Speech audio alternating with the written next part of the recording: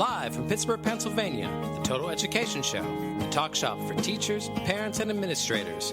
Here's your host of the show, Neil Haley. We're back to the Neil Haley Show, and I am just so excited about my guest I have on the line. I have the New York Times bestselling author, former Speaker of the House, presidential candidate, Newt Gingrich, author of Understanding Trump. Mr. Speaker, thanks for calling, and how are you? I'm doing great, and we're having an exciting time with our new book, and there are a lot of people who'd like to understand Trump, so it's probably a good title. Oh, I think it definitely is a good title. And what made you want to write the book, Mr. Speaker? Well, in December, it was very clear that the same elite media who thought Trump couldn't win the nomination and thought Trump couldn't win the general election had learned nothing, and they were miscovering President Trump as badly as they had miscovered Trump back in the period when he was running for office. And I thought somebody needs to put in context what this guy's like, what he stands for, how he's operating, because there's a lot of interesting stuff with him. He's a quite remarkable person. And I just found it fascinating that the news media just couldn't come to grips with him because he's so different from anybody they've ever covered. And so that's why I wrote Understanding Trump. I've known him for years, and I knew him through the campaign, and I'd watched him during the transition, and I thought there were some. This book is not called Predicting Trump because I don't think you can. Right. But I think it's possible to understand his patterns, even if that doesn't enable you to automatically predict what he'll do next. And you were really involved in his campaign, helping him out, being an advisor throughout those 2 years to get him to where he was, correct? And that's one thing that's part of the book is talking about what you did and what you learned about him from that process, right? Yeah. Well, I would say that Clifton and I talked with him. My wife, Clifton, and I talked to him about running in January 2015, but I didn't really get intrigued with him. I watched it and I was curious about it. I didn't get intrigued until the first debate in August when he got in a big fight with Megyn Kelly, and everybody in the elite was convinced that he'd lost this terribly, except that when you then looked at the underlying polling numbers on online blogs and things like that, people were saying, they picked Trump. And I thought, wait a second, the gap between all of these people talking on TV and what's actually happening out there is so huge. I wanted to understand better what was going on because I decided this was an anomaly that you couldn't explain. It was such a big difference. And that's when I really began to get interested in what makes Trump tick and, what's he up to and how does he do it? Well, absolutely. And that's the thing I still think about as well. I remember, Mr. Speaker, I was a huge fan of The Celebrity Apprentice and The Apprentice, and then I was seeing a different person when he was running than on camera and those two different types of things.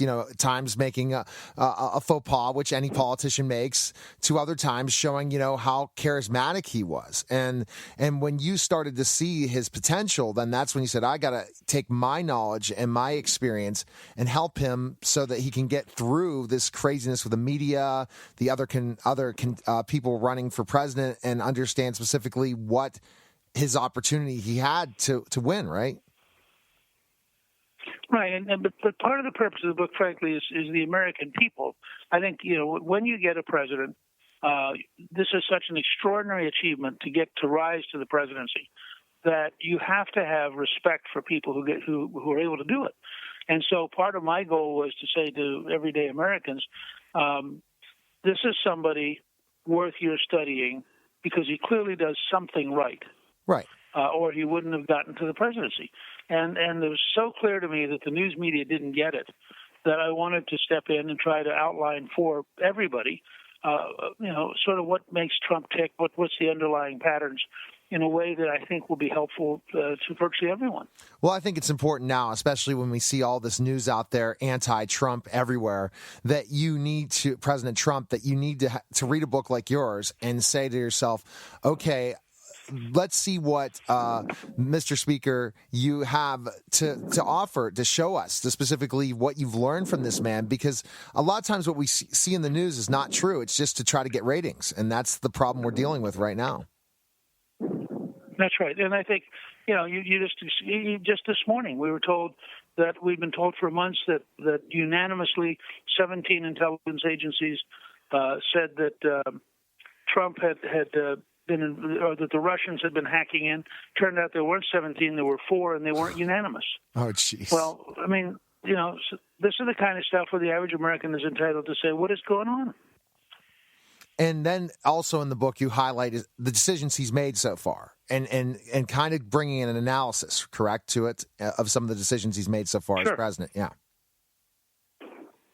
Yeah, I up to the point where we had to go to press, I watched very carefully, and I know virtually everybody in the White House, and so, I try to listen and see how are they doing it, what are they doing, and I try to then explain it in a way that will be helpful to the average American. And I think, if I were a reporter, for example, even if I dislike Trump, I'd want to read Understanding Trump just to get a better sense of who I'm covering.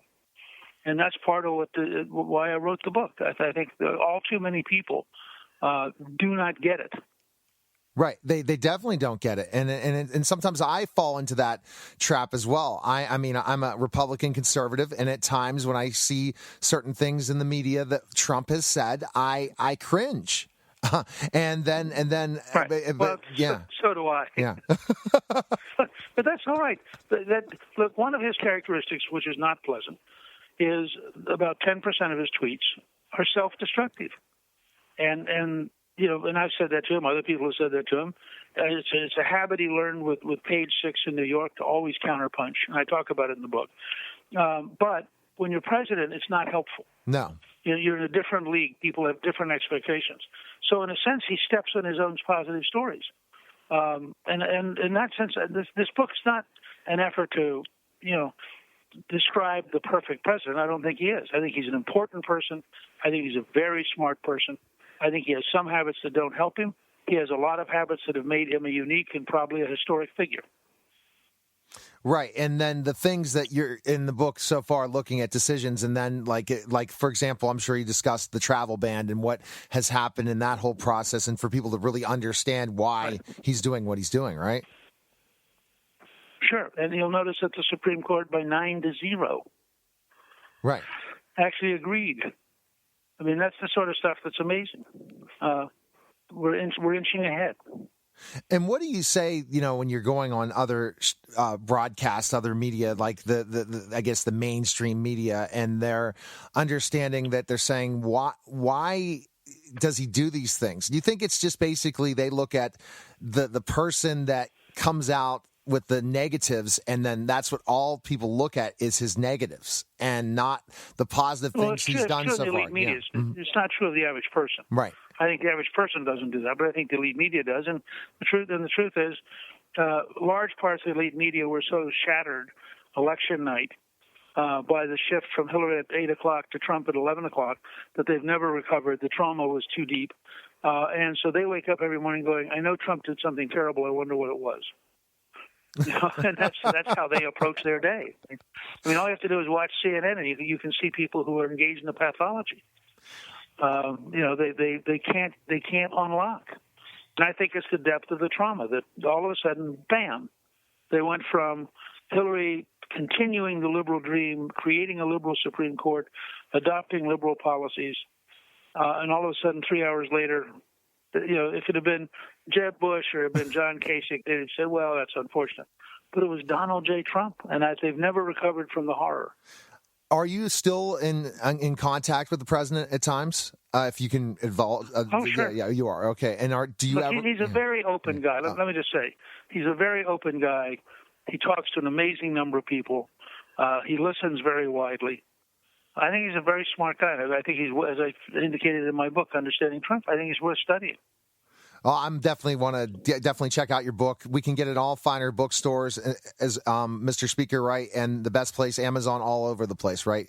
Yeah. And your website as well. Can we pick it up? Yeah. Barnes and Noble, everywhere. Okay. All right. Well, fantastic. Good talking to you as well, and best of luck and continued success in all your books and all your ventures. Take care. Thanks again. Appreciate it. Bye-bye. Thank you. Okay. Bye-bye. You're listening to the Neil Haley Show, and we'll be back in just a moment. Hi, everyone, and welcome to the Neil Haley Show. You can check me out on Twitter at TotalTutor and neilhaley.com.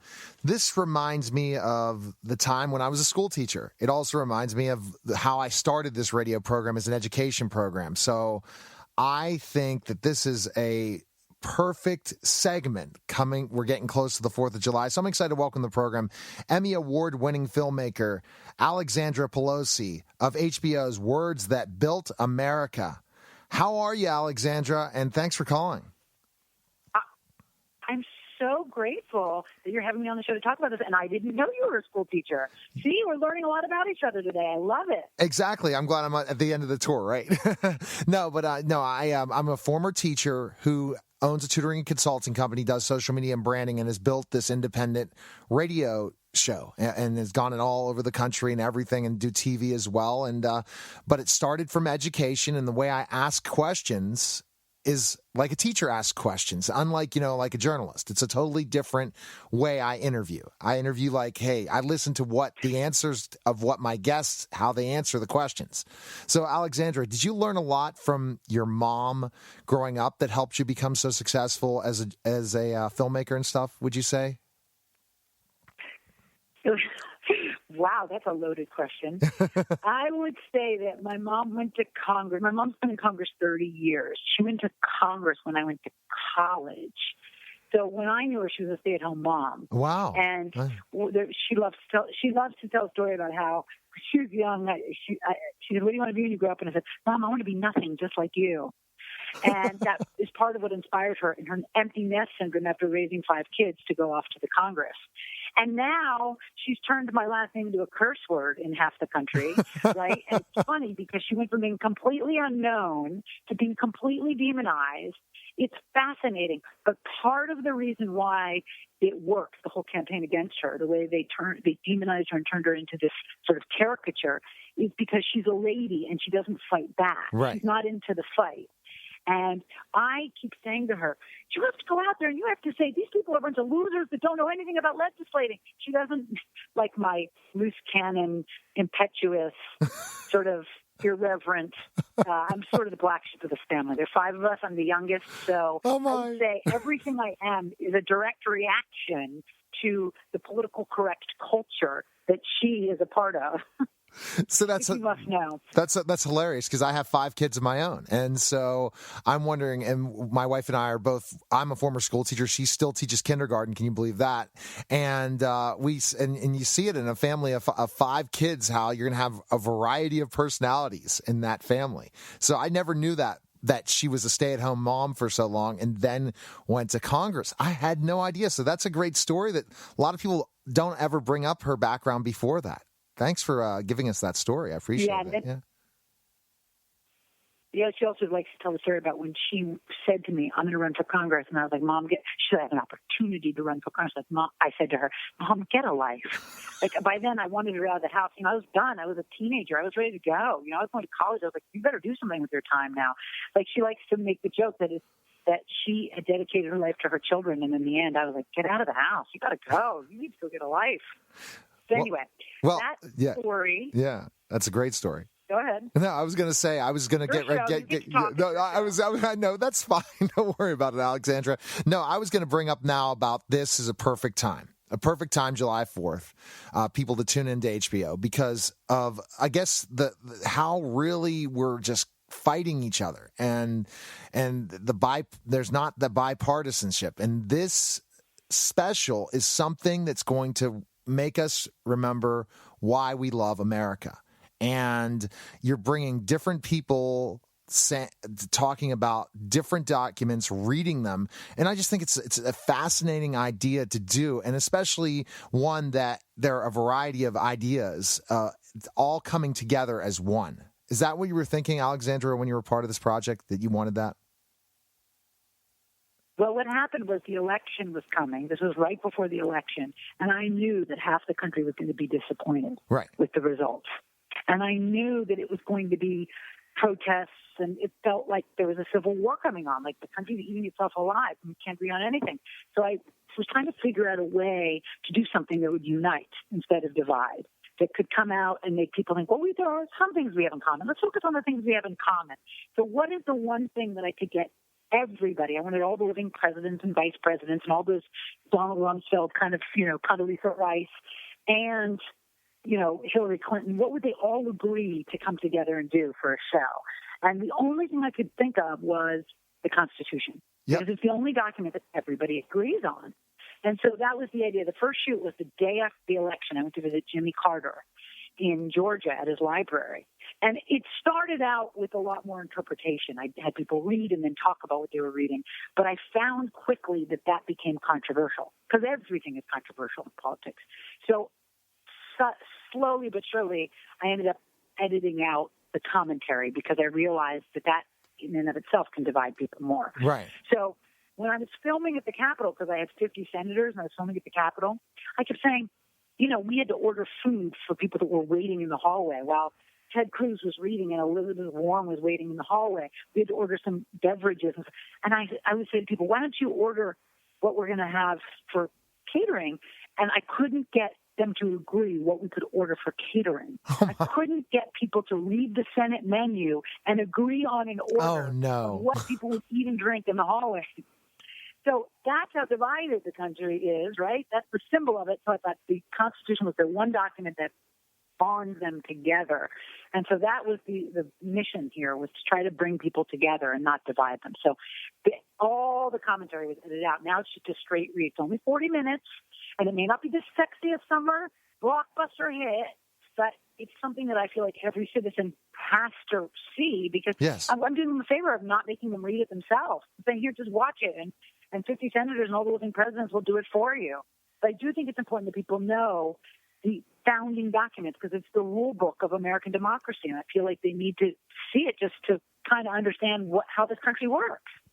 And because you got these people together, this is something that all history teachers, anyone that teaches as a teacher, needs to record and play to their students when they get back in the fall. This is something that should be reintroduced and understand, because to understand this document is so important, and to see a variety of people reading it. And then I'm glad you got rid of the interpretations, because then it would have been the most controversial thing in the world. But this will really be a great education for America. And we have to honor July 4th. We have to say, oh my gosh, wow, we at least have the freedom to speak about anything we want, anytime we want, because of this great country. And that's, I guess, what your whole hope was of directing this, right? That this would be the final result of it. Of course. Yeah. It's sad. It really is sad that it feels like there's so much animosity and so much misunderstanding about just the foundation of this country. That there is a whole system. This is sort of how did this country get organized? You hear a lot of people using the word impeachment now. It's sort of a catchphrase. People love to use the word impeachment. The media loves writing stories. And it's almost as if school teachers are at war with cable news. Because school teachers are trying to teach, and cable news is just trying to stir the pot and get that fight going. And so it seems like people need to go past the cable news outlet that's just telling them what they want to hear, and actually look for some foundation, some connective tissue. What are we? Who are we? What is this country? How is it organized? What are the rules? How does it work? How does the system work? Because I'm always fascinated by how many questions people ask me. I live in Manhattan, where it's the elite, sophisticated, we're the intelligentsia. They're so ignorant. Like that. The word impeachment gets used so much, I think. You're supposed to be intelligent. You're supposed to be informed. You don't have a clue what you're talking about. Go read the Constitution. You have no idea how many times a day I have to say to people, go read the Constitution before you start throwing out words like impeachment, because you don't even know how the process works. Figure out the rules of the game. If this were, you'd never watch a football game if you didn't know the rules, right? How does it work? How many downs are? How does this whole work? You need to know the rules. You need to know how the system works. And that's what I'm trying to do, is say, so let's just look at the rule book and see how the system works before we start throwing around crazy words that we don't know what they mean. You know what I'm saying? Exactly. And then you could listen to it and you could hear it. And what's so great is you have a variety of people in all areas of life that are reading this, right? That's the other cool part of this event, this special on July 4th at 7 p.m. Eastern on HBO, correct? Yes, thank you so much for bringing it up. I also, you cannot do a public service show without pulling in the celebrities. I mean, a big part of it is I had to have The Rock and Meryl Streep and, Robert De Niro, because otherwise no one would watch. It's sort of the sad reality of American television. That unless you have some big-name Hollywood stars, nobody's going to watch. Exactly. And so I had them reading the Declaration of Independence. But I also had people like Vince Vaughn, The Rock, I already said The Rock, but conservatives, because they're known as being the conservatives of Hollywood. Who else? Toby Keith. Wow. There's a variety of Hollywood stars, but I had to do it evenly. Everything was even. All the living presidents, can't pick what party they're from because they're living presidents and vice presidents. But I did 25 senators and 25 senators, so 50 total from the Senate. And then I did Hollywood. I divided it. Now, we have to have, for every Meryl Streep, we have to have The Rock. All right. For every Robert De Niro, you had to, so that's part of it. Is that I used them in the beginning, reading the Declaration of Independence, just to pull people in.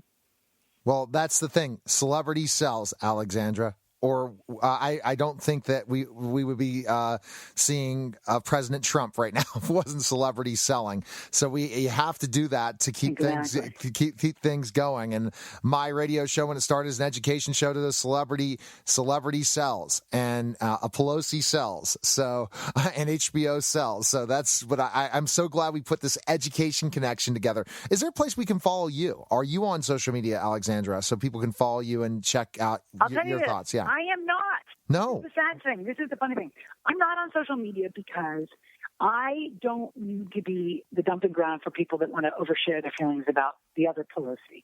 I'm a documentary filmmaker. I've made 11 films for HBO, and I'm almost 50 years old, and my attitude is I know there are a lot of people out there that aren't fans of the last name Pelosi, and I don't feel like I need to be, the punching bag for that. So I have a website, and a lot of people email me and overshare their feelings about all things Pelosi, which I guess makes them feel good. I guess it's therapeutic. I don't know why they think I would ever forward that along, especially the death threats. I don't know that those are necessary for me to forward along, unless to the Capitol Police, so they're aware that they're people that have that kind of feeling in their heart.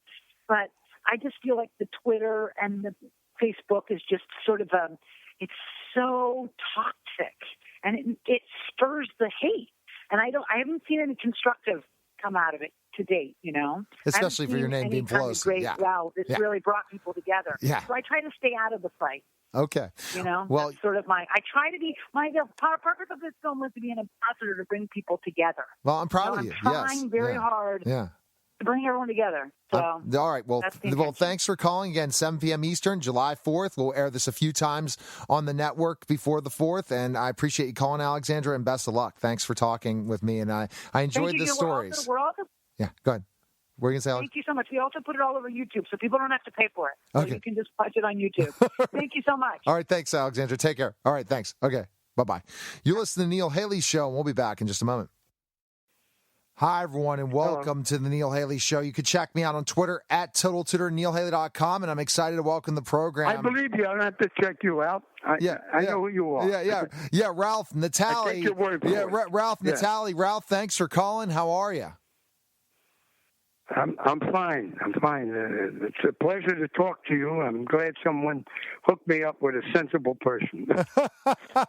Now, so Ralph, talk about why you decided to write this book. What was the reasons with the two co-writers to tell your story? Why did you tell the story? Well, the two co-writers, they straightened it out, and I signed it over to them. But it all comes from my book. I got the original paper. I wrote that in prison. I wrote that almost as if it was a catharsis for what I did to my family, not to other people on the street or what I was. And when I wrote it, my wife the first one said, "Why don't you write? You got all this free time now. I got the 13 years." And I said, "Okay, I will write about my life," and I did. Well, a few people read it. They loved it. They wanted to do something with it. So I waited until I came home, and now we're out on phones, on talking to people, and it appears that a lot of people like it. Now, they published a book. Yeah. Go ahead. No, I was going to ask, how did you get started? And when you get a chance to read it, I would like you to read it. I would definitely. Because it's a true book. It's not the stories of glamorizing this and that. I am who I always was. I'm a decent man with decent people. But other kind of people, they have to be concerned with me. I'm not a braggart. I never was. but I took care of my business. And I'm living a nice life now. I'm enjoying myself. But they want to go further with this, and I think it should go further. Now, here's a question for you. How did you get started? Go ahead. How did everything begin? How did you begin in the mob? How did that story start? How did I begin in the mob? Yeah. I was the toughest young guy in South Philadelphia, and I killed somebody long before I ever worked for the mob. And they knew who I was, and they knew how I was. So they came to me, and I went to work for them. Wow. So how old were you when you killed your first person? How old were you? In my early 20s. Early 20s. Okay. Interesting. So how did you move up the ladder to become the mob boss? How's that work? I moved up the ladder like a ball player comes in when they call him in from the minor leagues. If he can hit, he stays. Well, I did exactly what they asked me to do. And what I pled to and whatever I did it, and I did it without conscience or anything. That's how I am. That's the way I was when I was a boy, and I'm this way now. But I'm living a nice, quiet life. Wow, understand for sure. And how difficult is it to run the mob? Meaning the logistics, the different things, and how you run it. Yeah. Well, the mob, everybody's got an agenda in the mob, from the lowest person to the highest. You have to be careful. You have to not trust too many people. In fact, almost trust nobody, and you'll last a long time. And that's what the mob's about. The mob I controlled, if they between them, they couldn't make 3 digits on the IQ, the whole mob. But wow, it was the only thing available when I came home. So I took them in. Exactly. So you look for certain people that had no opportunities. Yeah. I worked. First of all, I worked for Angelo Bruno, and then I was under Skinny Razor, whose name was John DiTullio. He was the most feared man in the country. He was the hitter for the family. And I learned my trade very, very good from him. And then I went to work for the unions. I worked for Jimmy Hoffa. You'll read about it in the book. Wow. I have a photo of me and Jimmy in Washington, D.C. many years ago. I had a nice big dark mustache on. I worked for Eddie Hanley, who was the head of the Hotel and Restaurant Workers of America. Every casino, every bar, every hotel, he was the general president. And he and I became such good friends, and I did such good work for him, that he insisted I move and buy a home in Palm Springs, California. And I did, on the Palm Springs Country Golf Club, which was a gated community. Right. And I bought the sample house with everything in it before my wife even saw it, because we had a home here in Jersey. Right. But we enjoyed ourselves. Now, and that's what I did, and that's how I lived. Now, Ralph, when I was thinking about something that's really interesting is that how did you keep yourself from not being caught for so long to finally going to jail? How did that process happen that you always could keep yourself? Well, it happens. Yeah. You trust the wrong guy. You trust this. One guy comes to me. The reason I got, the first time I went in, I trusted my cousin. He was due to go to jail on a simple meth lab. He couldn't go. He cried, his wife, his kids. I said, I need some money. We got a couple guys out in Florida want to do something. They'll only do it with somebody that they know, this and that. Well, long story short, I went down. I got caught up in it. It was a cop. I forget what I did. I ended up with 27 years. Wow. And I went to prison without saying a word to anybody or giving up anybody. They offered me everything. Everything. Wow. And then, when I was in prison for almost 3 years, they sent a subpoena from Washington. Gee, you can check all this out. And from Washington, they sent a subpoena to me. And I was subpoenaed to testify, if I wanted to, in front of the Senate Investigating Committee on everything I knew. They asked me about Tony Arcado, the boss from Chicago. They asked me about Angelo Bruno. He was dead at the time. They asked me about Nicky Scarpa, who was the boss by attrition in Philadelphia at the time. I knew them all. I worked for all of them. And I didn't say a word. I said, you got the wrong guy. I said, we do? Then you got to go do the 27. And I did. Now, if that sounds like a witness, then I'm crazy. Now, from doing this, are you fearful for your life because of testifying for all these different things before going to jail? Well, I have something to say to you, whether you believe it or not. I have no fear inside of me of anybody or anything. Anything or anybody. I will not go put my head on a platter somewhere. Right. But to be afraid for somebody, I think they're more afraid of me than I'm afraid of them. If I was afraid, I wouldn't have been a boss. I wouldn't have been in the mafia. When you were in prison for 20 years. And I didn't take, and I'm not a witness protection program. They offered me everything when I came home. And you didn't? I didn't take it. You didn't take it? Oh, my gosh. So I don't belong to them. Oh, wow. Go ahead. So during the 23 years you were in jail, did you keep the business running? Or were you able to run the mob? Or you can't answer that question? No. Once you go to prison, when I went in, there was nothing left. They killed. The only thing, I was receiving money every month from Angelo Bruno. Made sure, because I was his wall of China. I kept all the infidels from coming in, and I took care of everybody behind it.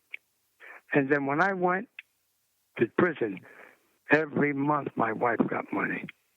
When he got killed, the money stopped and went to Phil Tester and then to Nicky Scarpa. Wow. I was waiting to come home to take care of them. But Phil Tester got killed, which he should have got killed. And Mr. Scarpa got arrested and got put in the prison, and I already died a year ago or 6 months ago, something, whatever. Wow. He was so evil, the evil ate him up.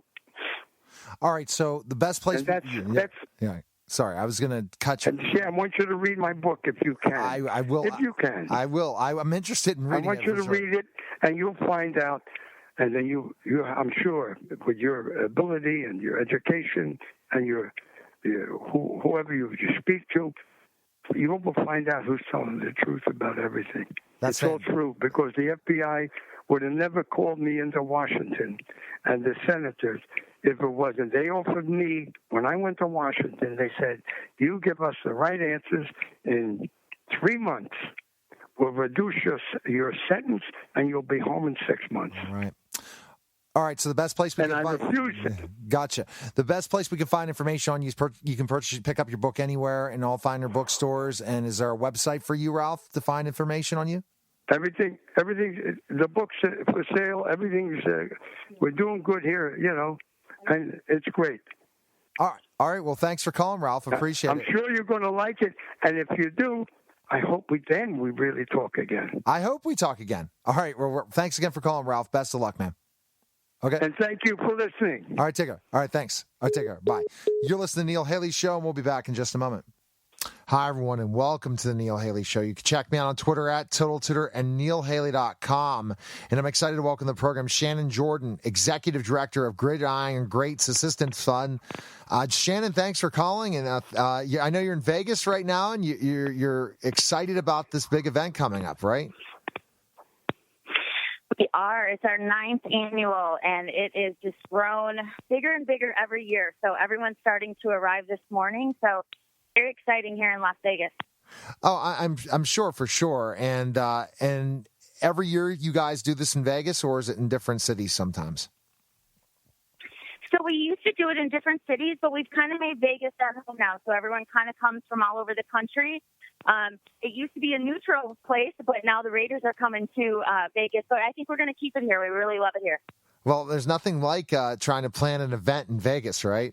for sure. I mean, especially when you know that everyone can't wait to come to Vegas, and yet it's more than that. They can't wait to come to Vegas, but they also cannot wait to have a place where there's just so much to do here. So not just you're at the event, but there's so much off-site to entertain compared to if you were going somewhere else at that time of year, or it depends. It just all depends. You're so right. The Red Rock Casino is where we're staying, so we're a little bit off the strip. And actually, our players and honorees kind of like to be a little bit off, and then they kind of go and hit the little bit in between our functions. But we're certainly being treated well here.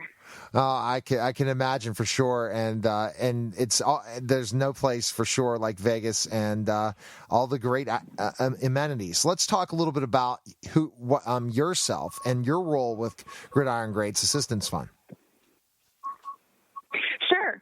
The Gridiron Greats started in 2007 with Coach Mike Ditka and Jerry Kramer, who really wanted to help out their brothers that were falling on hard times. And you know what? We've just grown and grown over the years and expanded our programs medically and financially to really just help the families and the players that are really in dire need. So we've been that kind of safe family outside of football for them, and really just want to help them get back on track. So we've helped a lot of players and their families so far, and we're, nights like tomorrow really help us stay afloat and keep the doors open so we can help more people. I think that's so great, and it's something that's so needed, because after a career is over, especially when certain things happen to everybody, we got to think about how fantastic the NFL is and how amazing they've entertained us for so many years. And there has to be something, especially when people fall on tough times, to help, especially what they do to entertain us for our whole lives in the NFL and what they've done. And so I think it's so important. You're so right. And, I think the hard part too is really we're just trying to educate, populations out there to understand why we're helping retired players. And, a lot of these guys had $18,000 contracts. They didn't have insurance after 5 years of leading the league. And you obviously know a lot of these medical issues, pop up soon thereafter. So, we have to help pick up the pieces. And we've developed a great relationship with the NFL and their Player Care Foundation. So we're all trying to work together to help more people. And that's so important. And I think, Shannon, that's where you see the passion of what you do. You see literally these certain players that did not have these big contracts like today, and they were just fantastic athletes, and yet things just go wrong at times. It's not like they're going to have health care for the rest of their lives. That's the thing that people have to understand. It's very hard after you finish up your football career to even get health care, because of at risk in certain ways. You're so right. And I think so many of these players, what we're trying to do is they're not set up or ready for life after football either. And, it's like an identity foreclosure. So we're trying to give them purpose and know that they have so many other skills and meaning post-football, and then bring them back into our family so that we can kind of bring that camaraderie and keep that with them. So I know that they miss that when they leave, and we're trying to provide that, once they're done. So tell us a little bit about the Hall of Fame dinner in Vegas and what takes place every year. So we started it to just honor some players for their careers on the field, but we're also wanting to honor these guys that do so much outside of football, so are getting back in their communities, are advocates of ours, and really just, showcasing them, because a lot of them aren't going to get that yellow jacket, but we want to let them know that, we appreciate them and we honor them. So it's really been a great time to get everyone together. And then there's two other awards that we're doing that I'm so proud of. One is the Sylvia Mackey Award. It's our Woman of the Year. So we honor a woman every year for all of the things she does. And then also Marv Levy's award this year is going to a military recipient, Nate Boyer, who also played for the Seahawks. So we're very excited to bring those two this year. That's fabulous. And that's the great thing. And you're going to be honoring some players this year, correct? At the banquet. I've been seeing that on social media and stuff. Correct. Yes, we have our class of 2017 that we'll be inducting. Then we have a lot of guys that are coming back that were inducted before. And that's great, getting them together. And then they know there's this camaraderie, because guess what? They all care about their brothers and how they might have been adversaries on the field, but they care about them, especially when life's after football. And I think that what you guys do on the regular basis, and Coach Ditka, it has to be commended, especially Pittsburgh being our flagship station. We love Mike Ditka. Tell Shannon, tell Mike that we are, when we look at certain Pittsburgh icons, Mike is one of them for sure. And yeah. I will certainly tell him. He'll be here soon. But he really, he'll never, it's not out there that this man is the most giving, generous person. He has this gruff exterior that people think, but he is a giver, and he's a game changer. I mean, he saved thousands and thousands of lives and helped them. He's a great man. All right, so where's the best place, Shannon, for us to donate to Gridiron Greats, find out information about what you guys are doing and stuff? Where can we go? You can go to gridirongreats.org. You can find all the information there to donate, to volunteer. You also can tune in tonight at 6:45 Pacific time to our website, and we will be live streaming our event so people can watch from home. Oh, that's fantastic. All right, everyone needs to check that out for sure. And Shannon, thanks for taking the time. Look forward to hopefully getting an interview, a lot more Gridiron Greats, and tell Mike anytime. Coach Ditka, anytime. I don't care if it's in the 2 in the morning or 11 p.m. at night. If he's ever free for a couple minutes, love to chat with him. So just always giving you that heads up, Shannon, for sure. Okay? Thank you so much. Thanks for showcasing us, and I'll let him know. All right, take care. Thanks, Shannon. Take care. Thanks again. Thank you. All right, you're welcome. You. Bye-bye. You're listening to the Neil Haley Show, and we'll be back in just a moment. Hi, everyone, and welcome to the Neil Haley Show. You can check me out on Twitter at TotalTutor and neilhaley.com. And this is an interesting guest because I would try this myself, but I'm kind of don't know how sick I would get being 6'10" and trying to eat as much as I can. I remember when I was young, I would probably be able to eat almost 2 pizzas and drink almost 2.5 cases of beer. But now this person is a female competitive eater, miki-sudo. Miki, thanks for calling. And, it's interesting to talk about how much you can eat, right? And I'm sure you get in these conversations all the time when you tell you're a competitive eater, right? I guess so. I mean, sometimes when people read the stuff back to me, I find it hard to believe that I ate that much, but I guess I did, and I was there. So, I mean, even it seems surreal, and I understand, I understand when people have all these questions.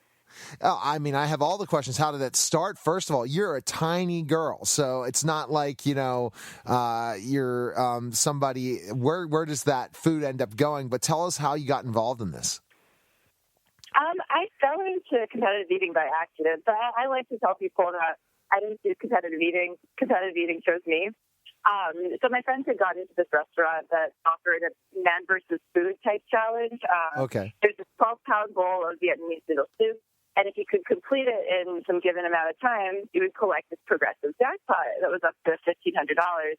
And my friends had gone in and failed. And, when I heard about it, I just said, I wanted to go, and so actually the next day without practice or preparation, I went with them again and, attempted it and completed this challenge, got the jackpot, and they threw me up on this billboard right off the Las Vegas Strip. And then I just started getting, just Facebook messages and people, saying, oh, there's another challenge here, there's a contest there, just kind of I became the eating girl off of this one challenge. And finally I got talked into doing a head-to-head competition. I ate ribs against people who turned out to be pros and semi-pros. I didn't even know it, and I won.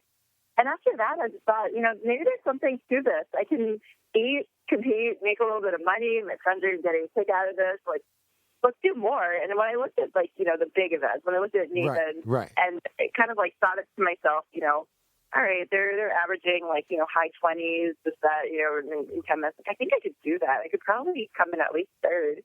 And so the next year I threw my hat into the ring, and what do you know, maybe it was beginner's luck, maybe not, but I won. And This year I'm going for my fourth straight win in a row, and I haven't looked back since. Wow. It's been a very crazy journey. So tell me about how you train for this. See, I love this idea. I mean, this is just phenomenal. For me, thinking about when I would try to have pizza eating contests, when I was in high school and stuff like that. And I was skinny then. I ended up becoming a professional wrestler and could eat a ton of food too. Mm-hmm. But when I was younger, even when I was skinny, I ate a lot because I'm 6'10". Now, how do you train for this? How do you train so that you can be able to do this? Yeah. So hot dogs are unique because, they're unique just in the sense that they test not just your capacity, but also your speed and your technique and your kind of your focus and all that. Because, you need to have some degree of coordination to, separate the meats and buns and dunk while you're doing that and repeat that in a pretty speedy manner. So the only way that I really improved at hot dogs was by mimicking contest conditions. So that means cooking up 10 minutes worth of product, grabbing a competing partner and just really, eating as fast as you can in 10 minutes and just kind of tweaking your technique that way. So there's actually a YouTube video of me sparring against another one of the female competitive eaters in our backyard. But yeah, now I feel like I have the technique and the coordination down. So it's just kind of a matter of, getting down to what I consider my fighting weight and going in with just like a clear, like level-headed, just like a sense of calm. Do you kind of fast? Yeah. Mickey, do you kind of fast before the event? Yeah, I definitely. I'm probably not going to be eating. I'm definitely not going to be eating huge meals leading up to the 4th at this point. So just like not. Yeah. So I'm going to avoid super dense, solid foods and stick more towards smoothies and milkshakes and yogurt, stuff like that. That'll digest faster. So but I never want to go in starving. I need to. Right. Fear about the faint. Fear about the faint at the beginning of the contest. Like you have no hope of like powering through 10 minutes of this because it's really intense. And see, I find this really, really interesting because, again, we think about competitive eating, right, Mickey, and we think about bigger people, right? Really, really obese. Why can you do so much more than somebody that, might weigh 400 pounds if you competed against them? What is the reason for that? Coordination, you think, or what? Yeah. Yeah, I don't know. I can only speak for myself, but I will say this: like, if you look at the top competitors, we're all pretty much in good physical shape. Yes. You don't see any really large people. Joey, jokes about, he's like, I'm some sort of shape, like Joey's not what you'd consider like a traditional athletic build, and so maybe he's like the one exception. But other than that, like the top competitors, some of these people compete in triathlons, some of these people rock climb. It's just intense. So, and anyway, for me personally, I just find that I have more energy and I can just eat more and I can eat faster and for longer periods of time when I'm at like an optimal health point. That's great. It's interesting for sure. And if you did these contests every day, you would be done, right? There's no way anyone could do this. No, it's not an everyday thing. So once a month thing, or when you do the competitive eating contest? Yeah. During the season, I have done events. I've done 2 events over the course of a weekend, so like back to back. Wow. Not complete capacity contests. So like Labor Day weekend is one of those where we'll do a weight contest one day and then first to 5 pounds contest the next kind of thing. But nothing too heavy capacity. But anyway, with that said, a lot of our competitions are clustered over the warmer months. So we've got a lot going on over the summer. It's not really uncommon for me to do 4 competitions in 1 month, if it's, June or July, even August. So, but yeah, definitely not every day. Every week is kind of pushing it, but, you just have to you need to have like a quick recovery period, I guess. You need to be able to bounce back. Okay, so what should we expect? Our listeners can tune into this as well, right, on July 4th to see the event, correct? Because they're our listeners can tune in and watch the event, correct? Yeah. So the women's competition is not televised in that hour-long segment. they might show like a few seconds of the highlights and announce the results. But the women's competition is available on ESPN3 online. That's going to be broadcast live at 10:45 a.m. Eastern.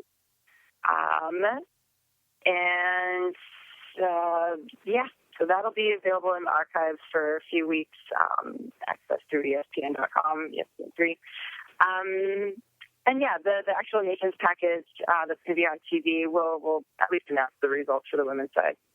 All right, so fantastic. Yeah. So yours ends up on ESPN3, but the other one's on ESPN, then, correct? The men's contest is going to be on ESPN. Well, just get everyone over. You're the brand. Come on now, you've won the championship so many times. People need to tune into ESPN3 and tune into you. There you go, right? and win and bring it home again, right? Yeah, right. I mean, I'm gonna be working hard for my fourth win. I mean, I can never go in feeling too comfortable, but when it comes to Nations, I won my first competition, and I don't know how to lose when it comes to Nations. I don't want to find out this year. So, well, best of luck. Where can we follow you? Are you on social media that people can root you on and connect with you and stuff like that, and follow your progress? So, on Twitter, it's at OMGITSMIKI, which is at, oh my God, it's Mickey. Same with Instagram, OMGITSMIKI, and Facebook, if you just search miki-sudo, one of their two that pop up. And I'm not important enough to have fake fan pages out. So there are two. One's my personal, one's my fan. They're both me. So. But never know. You keep or YouTube. Yeah. You can check out my practice where I'm sparring against one of my competitors. Wow. Oh my. Well, I'll be thinking of you. Good luck on the 4th, and thanks for calling. I appreciate it. Thanks so much. All right, have a good one. You too. Bye-bye. You're listening to The Neil Haley Show, and we'll be back in just a moment. Hi, everyone. Welcome to The Neil Haley Show. You can check me out on Twitter at TotalTutorNeilHaley.com. And I consider this woman just unbelievable. If you're looking at a woman athlete that can compete better than the men, this is just a tremendous story. So I'm excited to welcome the program Jessie-Graff from American Ninja Warrior. Jessie, thanks for calling. How are you? I'm doing great. How are you? Fantastic. Now, Jessie, tell us the story of why you competed in American Ninja Warrior. What gave you that idea that you could do this? Well, initially it just looked like fun, and I thought it was something I would jump into, see how I did, and have a great time. And I really started training seriously for it when I blew out my knee, right around season 6. And normally, I train gymnastics, tons of different styles of martial arts and flipping and free running and all these things that required legs. And I needed some athletic challenge that I could work on while my legs recovered from, a major ACL surgery, which takes about a year. And so I just decided, well, Ninja Warrior was a lot of fun. Everyone was really nice. Let's work towards that because that'll keep me occupied and inspired. And so I worked on pull-ups and grip strength and became better friends with all the competitors who do it year after year and just fell in love with it. And after that year of training for it, competed and had a great time and did really well. And it just became a huge part of my life, so I kept working on it. And did you ever think that you would be a world record holder and that you would be one of the top competitors in American Ninja Warrior? We can't say men, women. It's just top competitor. Did you think that was going to ever happen? Thank you. Well, in a way, yes and no. When I was in high school, I was a pole vaulter, and I would beat a lot of the boys in the competitions, and I really dreamed of being a world record holder in the pole vault. And I won 3 indoor and outdoor state championships, and that was just the goal. It was like my whole life revolved around school and pole vaulting. And when that didn't work out for me, when I didn't make, I was close to the Olympic trials but didn't make it, and it was really tough, and I didn't know if I'd ever have a chance at something like that again. And so getting to train for and compete in American Ninja Warrior and then to rise to the top of the pack and hold records is a dream come true in a totally different way than I ever imagined. I'm sure for sure. And when you did finally break that world record and you finished that obstacles, how did you feel? I mean, you think of athletes in there when they finally accomplish something they dream about. How did it feel once you were finished and you did it? It was, gosh, I don't know. It was this wave of relief and elation, and it was just so many years had gone into this, not just, the maybe 3 years that I'd been training for Ninja Warrior, but all those years of training for gymnastics and pole vaulting and wanting to have that experience so badly. And then, failing at both of those things, gymnastics and pole vaulting, and then getting to experience it in this other sport was just overwhelming, and I don't even know how to describe it. Well, adulation, everything in between as a competitor. What would you offer advice to young people, especially young girls or young women that want to compete in this sport? What advice would you offer them about doing this? Well, first, never let anyone tell you can't do something because you're a girl. That's just silly. Do understand that we don't gain muscle as easily as men. So if you want to keep up with them and beat them, you have to work harder and smarter. I do a lot of studying on how do I gain muscle the most quickly and efficiently, but also how many rest days do I have to take, what muscle groups do I have to rest, and how do you gain tendon strength, and how much rest do you have to take. So you just have to train smarter to feel impossible. That's normal. You try it and you fail a lot of times and learn to enjoy that as part of the journey, because the more times you fall in effort of gaining a new skill, the more worthwhile it is, the more exciting when you achieve it. And, it's not just people who can do things and people who can't. It's how hard and how long are you willing to work for it? And can you find those friends that will make that journey enjoyable? That's great advice. I'm waiting for the book to come out, Jessie. I'm sure that's coming soon, right? You're working on a book at one point to tell your story? I don't know about soon.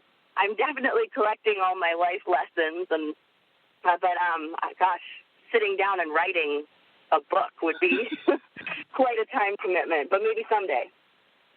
How many hours do you train a day? That's another great thing to think about for our listeners out there. I don't even know how to describe it.